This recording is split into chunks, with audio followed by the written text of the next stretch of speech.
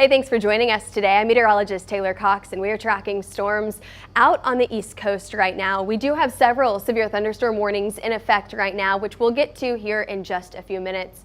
But let's get to your headlines first. Is Denver for real? Have we had day after day after day of storm risks and we have not seen any hail in Denver yet? Well, we have another risk today, we have another risk tomorrow, so maybe one of these will be the winner. As we head into the rest of the forecast today, we're going to be talking about not only the hail out on the west, on the Rocky Mountains, on the western side of the U.S., technically, I guess. But we're also going to be talking about those East Coast storms. The mid-Atlantic storms are likely to bring in heavy rain today, some high wind, and even a low tornado threat. What the hail is going on? I love that headline there. Let's take a look at what the hail happened yesterday. We did see a few strong to severe storms down in Colorado Springs yesterday, producing some hail every now and then. We even had a tornado warning just to the west of Pueblo yesterday. But for the most part, these storms rode I-25, and after they tracked to the east, they started to die down. What we're going to see today is as the sun sets, we will see the storms die down once again. Those storms will weaken once again.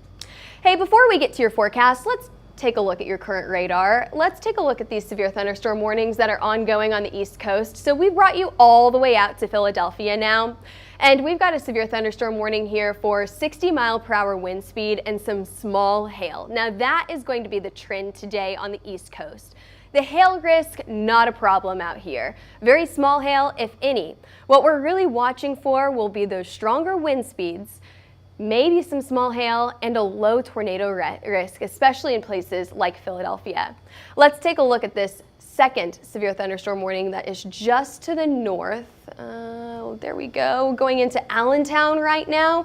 You can see that barely highlighted in yellow, that yellow polygon for 60-mile-per-hour wind speeds, and again, smaller than the size of a quarter hail. Now let's get to the forecast. What we're watching for today is a slight risk for storms from Colorado all the way through Wyoming. We've got a marginal risk. This is a high wind risk all the way up from Montana into Idaho. Going down to the south, we've got another risk for some heavy rain and maybe a little bit of wind every now and then in places like Louisiana. And then there is your tornado risk on the East Coast today. Not only a level 3 flooding risk, but also an isolated tornado or two is likely on the East Coast. So we're watching really for two areas for storms today, one in Colorado, one on the East Coast. And I mean, that's covering a good portion of the U.S. So put your location in the comments section. Where are you watching from today? Are you watching from areas that we could see some strong storms out on the East Coast today? Or are you watching from places like Colorado? Alrighty, moving on, we've got a little system setting up just along the mountains here. Very typical for this time of the year. Very, very classic setup that could produce some storms later on this afternoon and evening. We've got another low pressure system sitting over Arkansas and Louisiana. And then we've got another little boundary that's hugging the East Coast. Now what this is doing is it's bringing some cooler air through the U.S. Thank God, right? We are finally seeing those temperatures cool down, and we have felt those effects right here in Oklahoma. I walked out the door this morning and I didn't go, ugh, it's hot outside. I was pleasantly surprised. I mean, it was a nice morning for maybe a little walk or just, enjoying the outdoors. Maybe it's a patio lunch afternoon for you. Now, we do have a severe thunderstorm watch highlighted in pink right now. So if you do have those cooler temperatures, you may also have showers and storms on top of that. I think a lot of places across the U.S. today are likely to get some rain. There you go. Look at those cooler temperatures. 99 in Dallas compared to 80 degrees in Oklahoma City. 2.5 hour difference if you're just driving down to Dallas, but there's a 20-degree difference. That's what a cold front will do for you. It's so nice to see that some people are getting some relief. Others, however, are still dealing with the heat for today. We have a heat advisory ongoing right now. They're highlighted in orange from Florida all the way up to Tennessee and into Texas, even an excessive heat warning on deck for some. We have a flood watch out to the East Coast. Now, I told you that we have a flood risk here today, and we'll talk about that. But heavy rain accumulating up to about 7 inches is possible on the East Coast today. Oh, and they just extended the severe thunderstorm warning, so this box is covering it a little bit, but we have now seen an extension of the severe thunderstorm watch on the East Coast. And then out to the west, red flag warning. I think this is actually pretty interesting because it's not what you think. Oftentimes, red flag warnings are associated with dry conditions and high wind speeds. However, this year, the National Weather Service has been issuing red flag warnings for lightning. So we've got some isolated storms in this area that could cause lightning strikes to hit the ground and cause fires in this area, which I think is a really interesting way to forecast wildfires. Anyway, moving on, let's actually talk about your severe weather hazards today.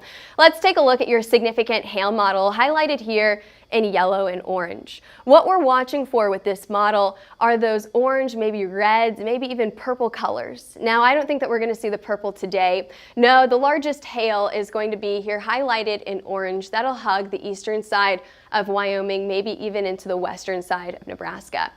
Maybe we could get those quarter up to ping pong ball size hailstones all the way down into places like northern Colorado, but I'm still not terribly impressed with this model today. It's a very similar forecast to what we saw yesterday. This is what we like to call a rinse and repeat forecast, where what we saw yesterday were some very, very isolated hailstorms that produced up to, I think what we got yesterday was 2-inch size hail. I don't think that we're going to get that as much today. Now, ping pong ball size hail is absolutely possible. Where is that expected? Highlighted here in orange, again, up into Wyoming, southern Montana, and then down into Colorado. So let's zoom in here, put some risks on the board here. Okay, highlighted in yellow is your level 2 risk for storms. Yesterday, Denver was in that level 1 risk. Today, level 2. What we're going to be watching for here are scattered to widespread showers and storms that are moving a little bit faster today than what we saw yesterday. Every now and then, a few of these storms could produce those larger hailstones. So I'm not saying everyone getting hail today, but a few of you could. Again, this is a forecast that we saw very similar to what we saw yesterday, right? I mean, you saw this forecast yesterday out in Colorado. Some of the biggest changes happen on the East Coast today, where we do have that tornado risk highlighted there in green. It's a level 1 tornado risk for Philadelphia. So a very isolated area, maybe a few spin-ups are possible here. And then a wind risk, more widespread across the U.S. Let's take a look at that here. Eventually, there we go, there's your wind risk. So we've got a high wind risk anywhere from Colorado all the way up to Montana and into Idaho. You're going to see a few showers and storms over here, producing those lightning strikes, potentially causing wildfire issues. But really what we're watching for is outflow from storms, producing some strong winds. As we go down to the south, I told you Arkansas and Louisiana also in that risk for some strong to severe winds today. What are we talking about here? Maybe 60, 65 mile per hour wind speeds. Not too impressive. Your wind forecast on the East Coast, very, very similar here, where we could see some more widespread strong to severe winds. Especially with all of this rain that we're getting here lately on the East Coast, I do expect to see a few of those down power lines, maybe some toppled trees, especially with all of the moist soil out on the East Coast. So we've got widespread showers and storms on the East Coast today, a few showers and storms down to the south into Arkansas and Louisiana, and then you've got that line of storms that stretches from Colorado up into Wyoming. Let's get right down into the forecast now. We're going to talk timing, and if you guys have any questions on the timing in your area, let us know. We'll go through it. We like to talk to you guys. We like to kind of go back and forth. So put your comments and questions in the comments center. Alrighty, let's go down into Colorado here. Very similar to what we saw yesterday, storms are going to form right to the west of I-25. We're going to see that initial line of storms to the west in the afternoon hours, I would say right around 3 o'clock this afternoon. Then storms will track slowly across to the eastern side of I-25 as we head into the afternoon and evening hours. So once again, this could impact your evening commute. Here's the good news here. Storms are going to move faster today than what they did yesterday, mitigating that flood risk. Great news. A few more scattered showers and storms will stretch up into Montana and Idaho. These are the ones that we're watching for strong to severe wind threats, and we're also watching for a few lightning strikes causing those wildfires. Moving on now to your Denver specific risk, and we are really watching Denver here because I know a lot of people have been saying day after day after day of storms in this area. What are we actually expecting? Is it going to be the same as yesterday? Yes and no. Your flood risk is a little bit lower today than what we saw yesterday. and that's because these storms are moving a bit faster. You could still see some high winds up to about 60, 65 miles an hour, but it's going to be pretty isolated, and that hail risk is very, very isolated today. Again, it takes just the perfect storm to get some large hail in Denver. Now let's take a look at your timeline. We've zoomed down right into the city. Your largest hail size in the city up to ping pong ball size hail, but most of us will see smaller hail sizes, if any at all. Again, those storms coming through about 3 to 8 o'clock today. If I were to choose a sweet spot, I would say 4 to 7 p.m. And that's in Central Time. I know that you guys are in Mountain Time. We can't change our timing on our radar here. Unfortunately, it stays in Central Time. Alrighty, moving on. Now we're going to move down to the south where we have Arkansas and Louisiana. We've got showers and storms. They're going to be scattered, potentially severe. The threat is very, very low down here. It's going to be mainly a wind threat with some minor flooding every now and then. One of the biggest threats that we're watching for today is along the East Coast, where again, high wind and an isolated tornado risk is possible. We've already got storms going up in Philadelphia right now. There's your tornado risk highlighted here in green. It's a level 1 on a scale of 5. Now, what we're going to be watching for is isolated storms at the moment, however, more widespread scattered showers and storms as we go throughout the rest of the afternoon. What this is going to do is it's going to increase the flooding threat anywhere from Washington, D.C. all the way up to New York as we head into rush hour. So we're talking about 4, 5, 6 o'clock this afternoon. That is whenever we see some of the heaviest rain coming down, about 1 to 3 inches for most of us, however, up to 7 inches of rain in some very isolated areas. So that's where your flooding risk is going to come from today. We're going to see storms continue as we head into the afternoon and evening hours tonight, but finally, as we go into the overnight hours, that risk will go down. Let's talk about the flooding risk real quick. I want to get to the East Coast where we do have a level 3 flood risk for today. Again, I told you 1 to 3 inches of rain possible for most of us in this area. However, up to 7 inches of rain, very, very isolated areas. So maybe 1 or 2 spots highlighted in red gets up to 7 inches of rain. What's the timeline for this? Anytime between now and late tonight, I think that flood risk will be peaking as we head into the evening commute and dinner time hours. Tomorrow, your flood risk stretches down to the south. We talked about that colder air moving into most of the U.S. Well, that's going to come with a flood risk down in the southern portion of the U.S. It's a level 1 for most of us, and then another level 1 risk for a good portion of the plains by Saturday. And there's your risk for storms today. Do we have any questions before I move on? We're going to talk about storms tomorrow, Thursday. I think that our times are a little off here. Maybe I don't know what day it is. Today's Thursday, right? So tomorrow's Friday. So let's take a look at your storm risk for tomorrow.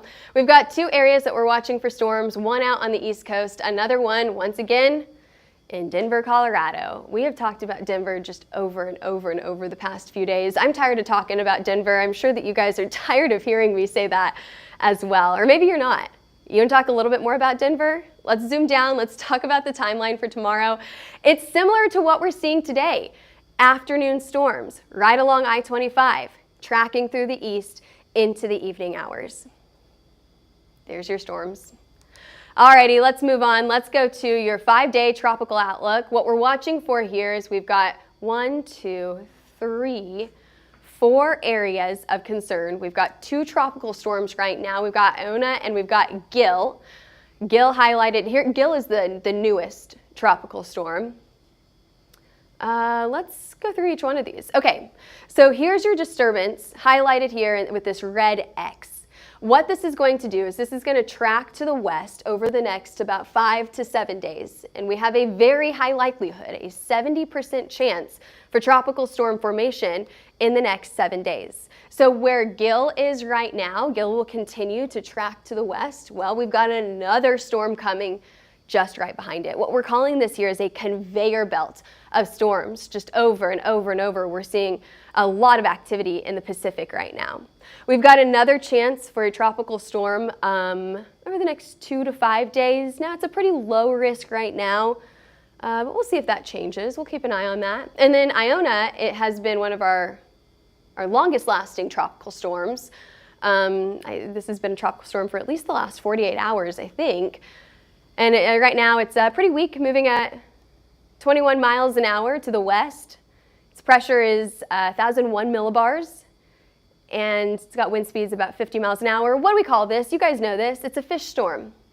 It's not going to hit anything. It's a fish storm. It's got a very, very low chance of impacting people. Meanwhile, on the Atlantic, it's very, very quiet out there. Nothing going on at the Atlantic right now. Now, why is that? Why is the Atlantic and the Gulf so quiet right now? It has a lot to do with our synoptics, which is our very wide-scale nation view of what's going on in the upper levels of the atmosphere. Where are the high pressure systems? Where are the low pressure systems? Where are the big fronts coming through? But it also has to do with something that's happening all the way across the Atlantic Ocean. We have all of this Saharan dust that makes its way across the Atlantic Ocean and travels miles and miles and miles all the way to the US. Oftentimes, this is why we get red sunrises in the summertime, because we've got all of this dust moving into the US. Now, it could be a little hazy. It's not too terribly impressive as we head into the late portion of the weekend from some of this dust that's moving into some of our tropical islands and into Florida. But what it does is this dust sits in a big plume over the Atlantic Ocean. And sunlight is going to have a really hard time penetrating through that dust and down to the sea, down to the ocean, right?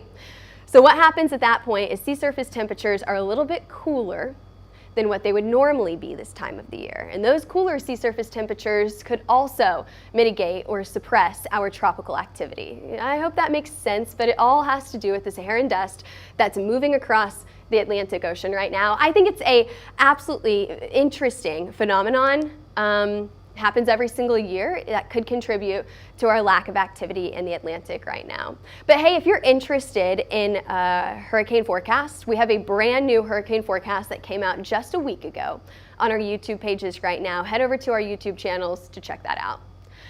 All right, let's talk temperatures. We are finally seeing cooler temperatures across the U.S. That's going to last all the way into the weekend. And as you can see on the bottom of your screen, that cool down is coming, but not for long. Unfortunately, those 80s and 70-degree temperatures that we have all been waiting for are going to go out the door as we head into the second weekend of August. So we're talking about August 5th through the 9th, and it looks like temperatures are likely to warm back up above average for a good portion of the U.S.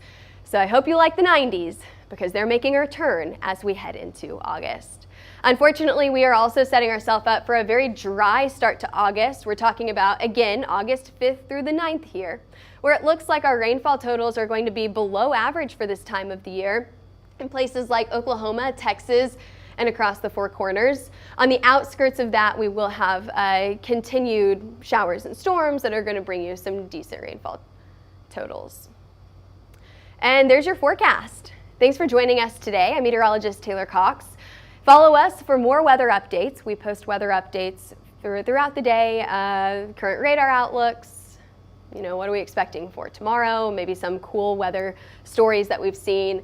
Follow us on Twitter, Facebook, Instagram, YouTube, and TikTok. And if you're interested in a hail, wind, or tornado map, our meteorologists are sitting in the room right next to me right now, and they're mapping all of the storms that are happening now. They mapped all of those storms that happened yesterday as well. And all of those maps are on our website, hailtrace.com. If you're interested in a map, give us a call at 855-334-4245 or email us at info@hailtrace.com. All right, thanks for joining us today. I'm meteorologist Taylor Cox, and we'll see you back here, same time, same place for your